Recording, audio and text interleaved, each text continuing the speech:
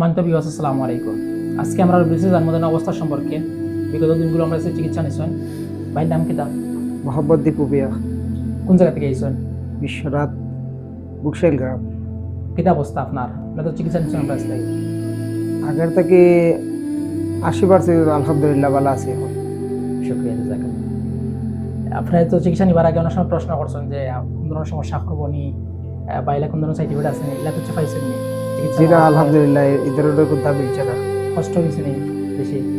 মোটামুটি তো হালকা পাতলা এগুলা হইব, স্বাভাবিক স্বাভাবিক যেগুলা, অতিরিক্ত কিছু হয়েছে না।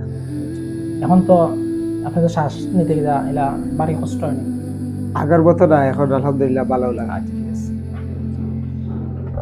এছাড়া আপনারা যারা বিশ্বনাথের আছেন, চাইলে আমরা চিকিৎসা নিতে পারবা।